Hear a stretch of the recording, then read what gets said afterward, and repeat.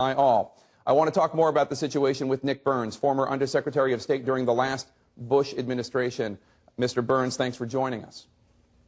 Thanks, Jake. So isn't the most likely scenario that we see that North Korea launches a missile, it goes over Japan while Secretary of State Kerry is there, and it goes into the ocean, and neither South Korea nor the U.S. do anything to militarily respond? Well, Jake, I think it's reasonable to assume that coming up to the centennial of Kim Il-sung's birth on Monday, that the North Koreans will be true to form, do what they've done in the past. They'll probably launch some kind of ballistic missile. Who knows where it's going to be headed? I don't think it'll be headed towards Japan or South Korea, the territory. I don't think the North Koreans want to provoke a crisis here, but they certainly want to make a statement.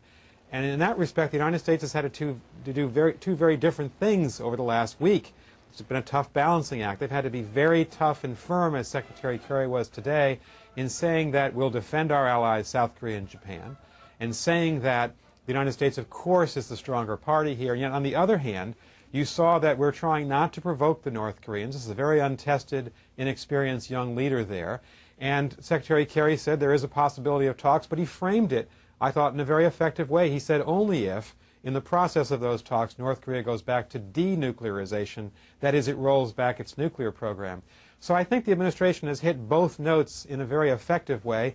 We'll have to wait and now see how the North Koreans react. Although I should say you have been a bit critical of the Obama administration in their not using China adequately to influence North Korea. Could you explain what you mean by that? Well, Jake, I have not been critical at all of the Obama administration. I've been critical of China.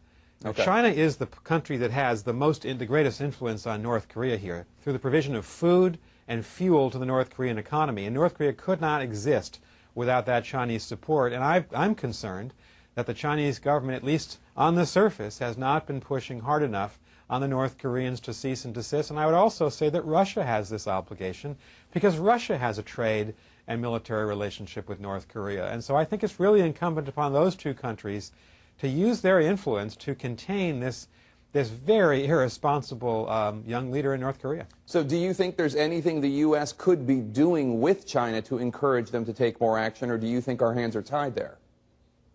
You know, I think the United States sent a very effective message to China about 10 days ago, earlier in this crisis, when we sent the B-2 and B-52 bombers over South Korea during the military exercises and the F-22 planes from Japan to South Korea in a show of force.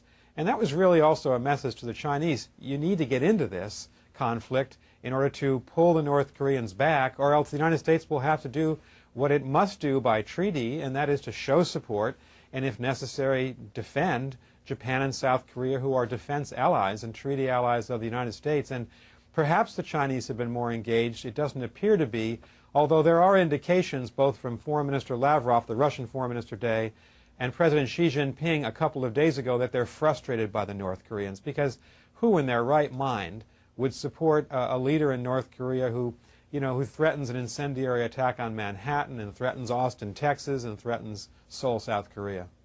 All right, Nicholas Burns, thank you so much.